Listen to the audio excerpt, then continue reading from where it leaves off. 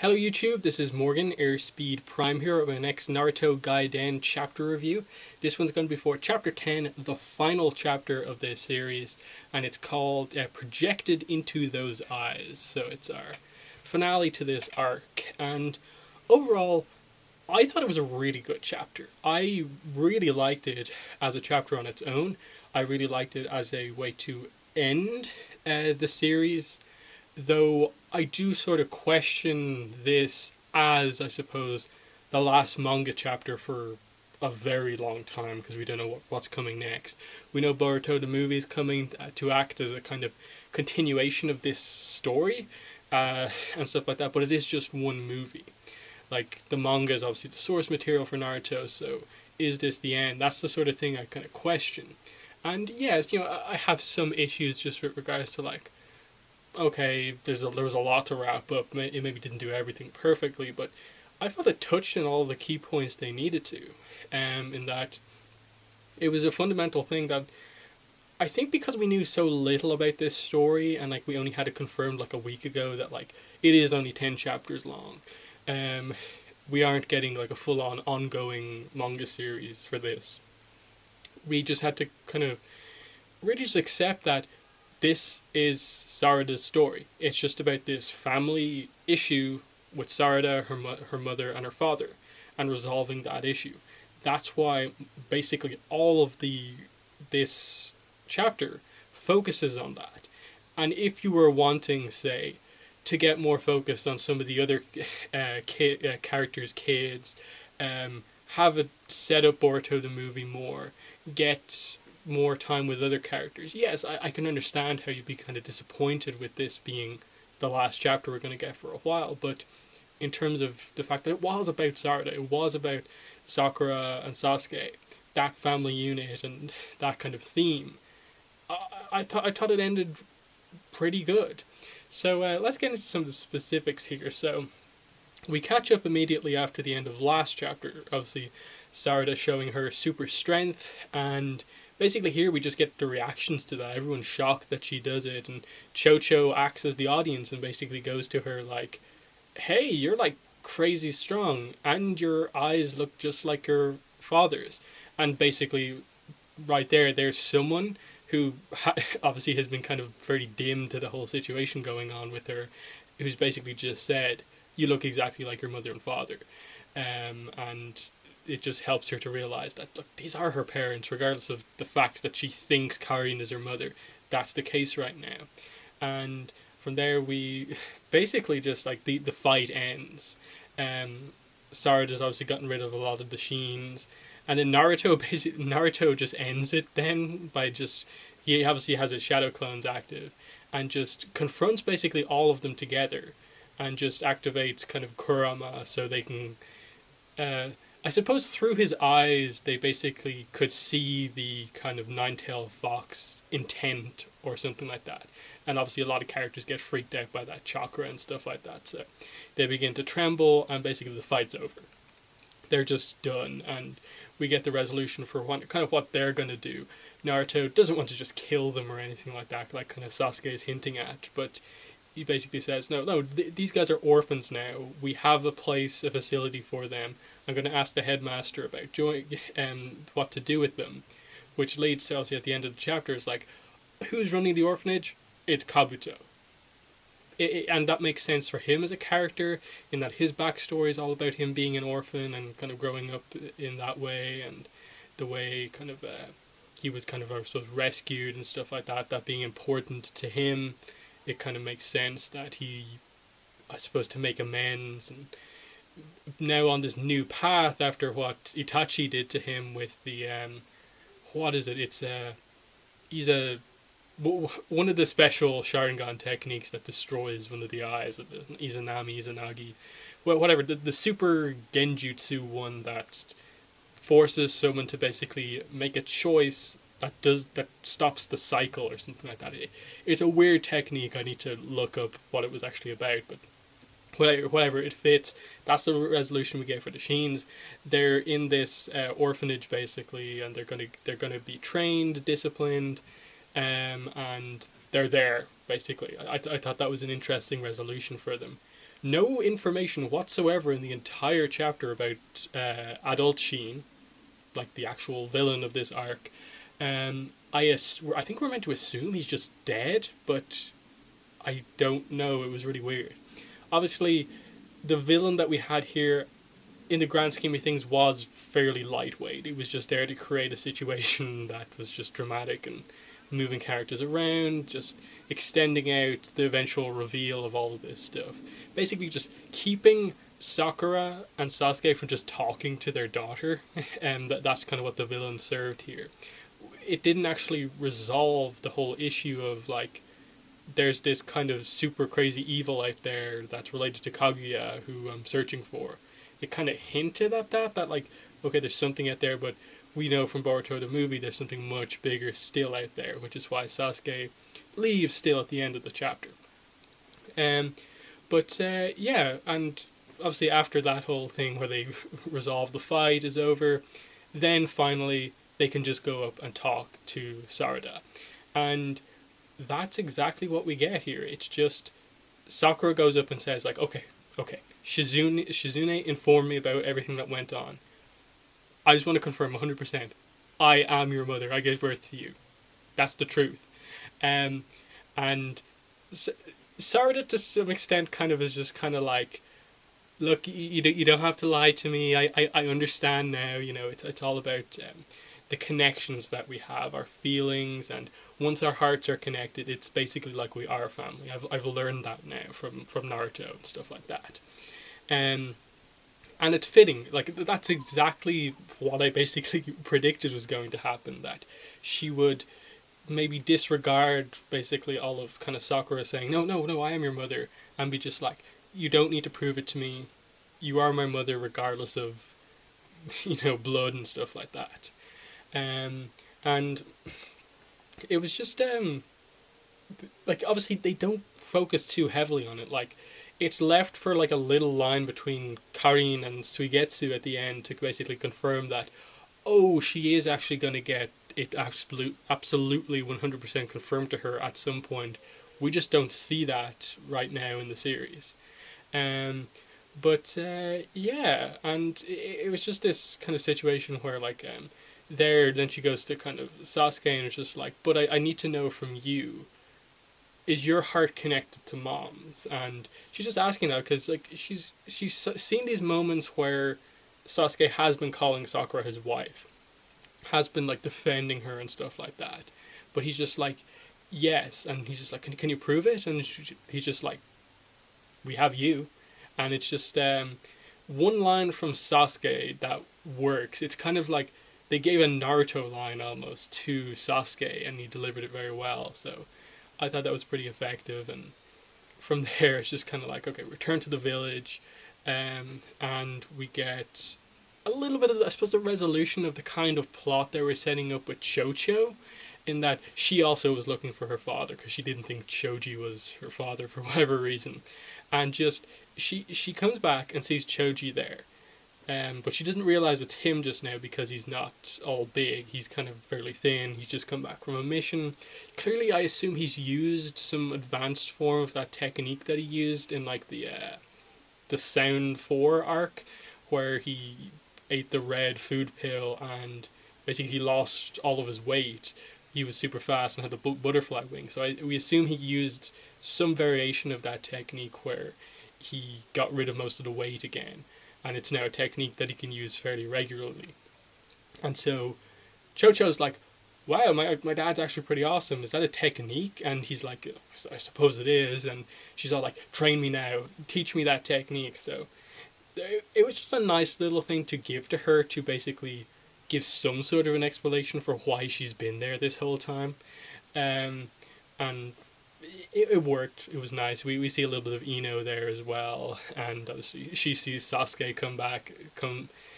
She sees Sasuke come back and she's still kind of like, hey, Sasuke. So even though she's kind of with Sai and has a child with him, she's just kind of like, there's still the whole Sasuke thing. And there was just a little subtle panel there when like Sarada's just like, calm down, stay away. I'm going to have my moment with my parents now. no one distract us, and you cut away, they have the kind of family dinner together, and it's all these kind of stuff that you weren't kind of expecting. I kind of expected Sasuke to just kind of leave and we'd not get much of a resolution, but it worked really nicely what happened here. Like, obviously from there you do cut to Sasuke having to leave, but in this scene we got some of the best scenes in the entire series. Um, she's obviously questioning like, how long are you going to be gone this time? And he doesn't give her an answer, but instead hugs her, which you just don't expect him to do.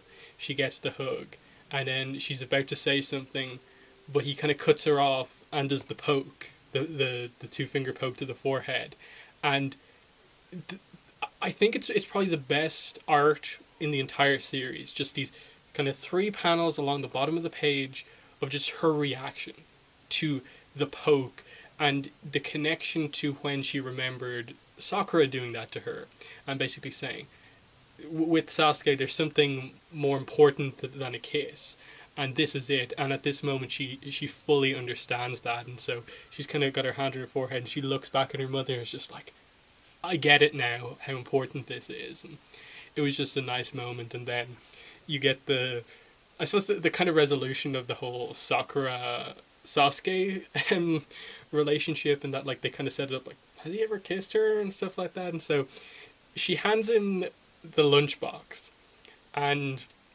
she's expecting him to either do the poke to her, get her turn, or I think what they were going for here is that Sasuke only has one arm.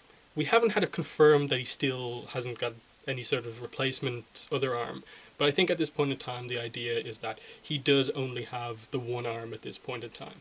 So she purposefully goes up, gives him the lunchbox before basically going, okay, poke me or whatever now. So his arm is used up, so the only thing he can do, and she expects him to do, is to actually kiss her, which is something she doesn't usually kind of get. But instead of him actually doing that, he just leaves, and she's really annoyed. And you can see when you cut to the next page, he's walking off and he just has this grin on his face, and it's just kind of like troll Sasuke, just kind of holding back the kisses from Sakura. I thought it was just a very nicely done moment. There's a few different ways to interpret it, and that was it just the kind of poke that she was wanted just like he did to Sarada, or not, but still, nice scene to kind of resolve that, and that, okay, she knows who her parents are, she knows her father now, and that he's never going to be the most emotional guy, but just knowing the impact of the stuff like the poke, the fact that he hugged her, he is close to Sakura and stuff like that, and what he's doing is to save the village and protect his family. It all kind of comes together very nicely. But from there, we get, what is it, the next I think is the scene with Boruto. He comes back into things. He just thanks Sarada for delivering the lunchbox, and then she confirms what, as I think, it is what I think ultimately what this series was kind of all about in terms of it focusing so much on Sarada. It was confirming to us that Boruto is not going to have the same arc as Naruto, where he wants to be the Hokage. Actually, Sarada is going to be the one who wants to become the Hokage and be like Naruto. She's going to have that arc, which is a big deal because let's go back to like chapter 1 and 2. She was in kind of like ninja class, and she was questioning why everyone in the village kind of becomes a ninja, questioning if that's what she actually wants to do in life. What's the big deal about being a ninja? And so through Naruto, she's realized what she can actually do. She can help people, be this advisor, be this leader, and she has so much respect for him that she actually wants to get that role herself. It's also a big deal just because there's never been an Uchiha Hokage, and it seems fairly likely that that may be the case with her. She could be the first one, and that would be really fitting, I think. And obviously we get the little bit of setup of just further issues between Naruto and Boruto, where he says like, Hokage, not great. So he clearly has no interest in that. He has no interest in kind of following in the footsteps of his father, and that's just setting up stuff that the movie's going to address, which was nice little subtle kind of setup there. And yeah, from there, like we cut to just I think that's when we cut to Karin and Suigetsu, and just the kind of final few scenes is just basically this was important. It was important that we got some actual scenes with Karin, and she just explains to us some of the stuff that was going on. That look, when Sarada was born, what happened was that Sakura wanted to be around Sasuke when their child was born. So she was actually kind of around them in the same situation. So basically, I think Sasuke did witness the birth or was in or around the same area when she gave birth. But Karin was also part of that mission, and she helped Sakura to deliver the baby. Um, so she was around at the time of the child's birth.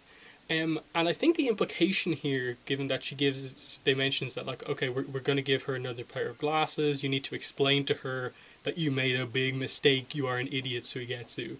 Um, that kind of Karin is kind of like Sarada's godmother, I suppose, is sort of the idea that I'm getting from this. In that Sarada does wear the same glasses as Karin, and uh, obviously Karin and Sasuke are close, but also we just get revealed here that actually Sakura and Karin are actually friends as well. I thought that was very interesting. It was a little bit of a shock to me that the thing that I called a hair as the DNA tester thing back a couple of chapters ago for the DNA test, I thought it was a hair. It turns out it was actually Sakura and Sarada's umbilical cord, and I was like, "Whoa! That really wasn't drawn very effectively. That didn't come across to me that effectively." Obviously, Karin's a little weird, so it kind of makes sense that she would kind of hold on to that, given that Sarada was born in that hideout, basically. So, um, weird why she kept it, but obviously it's just like, okay, Suigetsu, you are an idiot. You created this whole crazy situation. You need to go apologize and explain to her the full situation here, and give her a new pair of glasses because the other ones are getting too small. So, that to me was just like, okay, the child doesn't need glasses the second she's born. So Karin has, to some extent, been keeping track of kind of Sarada's life growth, and at some stage she realized, okay, the child needs glasses. Why not a pair of mine? So there's some sort of connection there. I would have liked to have seen the two actually meet, but maybe that will come in the movie or something like that. And then the final moment is just the family picture. We come back to that. It's an actual proper family picture. Sarada, Sasuke, and Sakura in the same picture. No crazy editing or putting pictures in front of pictures. No, they actually took this picture together. They are a happy family. She got what she wants, and Sakura is actually her mother. Really nice way to just end, showing that despite all these issues and kind of the weirdness of this family, it all came together quite nicely at the end. And it works, you know.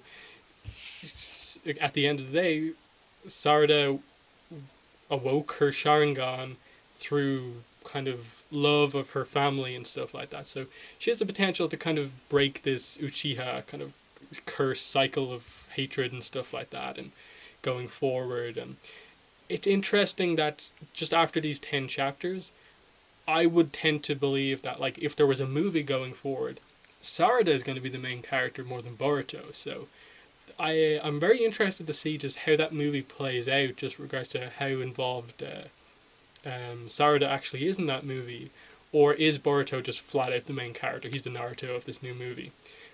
He definitely needs some more development, but I would hope that Sarada's in it a good amount as well, because she is going into that with like the most character development of all of these characters. So there's that. But in general, I loved this chapter. I thought it was a great end to the series. Yes, if you were kind of putting all your bets on getting to see characters like Shika die, see the relationship between Shikamaru, Tamari, get to see more Hinata, and Naruto and Hinata's other child, Hinawari. If you really wanted to get to see more of them, yes, this series probably disappointed you in that it was completely focused on Sarada, basically.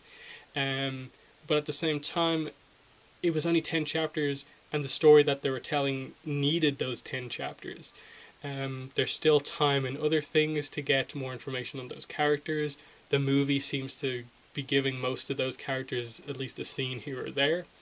I liked Naruto in this series, getting to see him as like just this really kind of wise Hokage, and then Sasuke probably got some of the best character development he's got out of any Naruto content so far. So I think overall very successful series.